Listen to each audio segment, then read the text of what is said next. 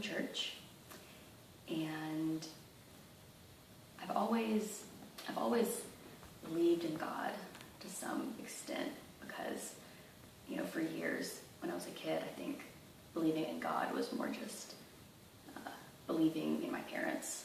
They believed in God, so I believed in God, and everyone I knew went to church. And I really thought that being a believer was saying that you believed, and that it was being a good person. So, not cussing and being nice to people and doing good deeds, that sort of thing. And I kind of thought that was what Christianity was for a long time. Honestly, I was kind of a little legalist growing up. I would call people out. I was like, don't say that or don't be like that, because I would kind of police other people's behaviors and try to keep them in line, which looking back is kind of embarrassing. But I was 15 or 16, and I went with the youth group that I was in at the time, Wakulla Springs. We went to a conference in North Carolina, and there was a speaker there, and he talked about grace and how when God said he gives grace, and when he said that his love isn't earned, it's a gift, and it's given, and it was bought for us on the cross.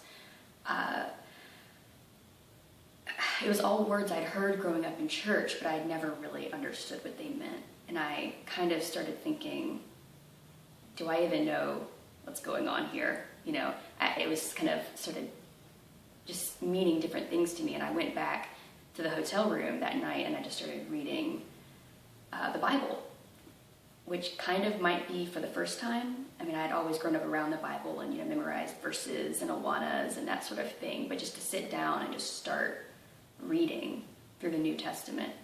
And I realized that a lot of what Jesus talked about was in opposition to the kind of person I thought Jesus had wanted me to be all along.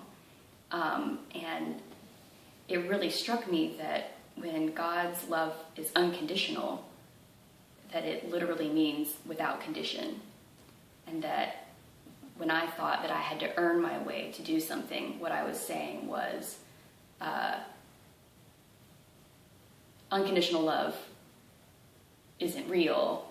You have to earn it, even if that's what you're saying. Or grace might be real, but really I have to be a good person anyway, or I'm not going to get it, which isn't what grace is. So I don't know, God just kind of I was just kind of overwhelmed with this feeling of love and compassion, and I kind of felt like God was saying, it's okay, You can just rest, you can just be. You just have to accept it. I kind of almost felt like my eyes were opened up to a lot of the world around me. Everybody seemed like they were just trying to earn something, and we were all just trying to run after things and prove to other people that we were good enough. I just kind of began to feel burdened, like we were all just running after something that God was just offering us freely. We didn't have to earn it.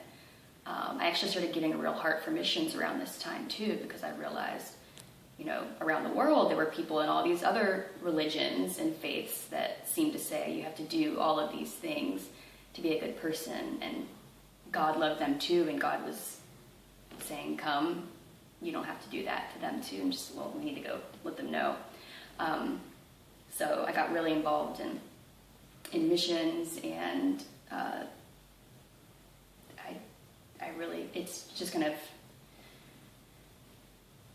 transformed a lot of my life since then, in the direction of everything. My career is influenced by all of that. But my testimony is, it's not like I was this legalistic person and now I'm this grace-filled person, because I still struggle with that. I mean, I think it's kind of the default position of my heart, maybe, because it's kind of it's almost seductive to say, I can earn something, because it makes you feel like you're more in control. You know, I have to continually remind myself, you know, God's grace is there. You don't have to earn it. There's that line from the hymn, Come Thou Fount. It says, prone to wonder, Lord, I feel it. Prone to leave the God I love.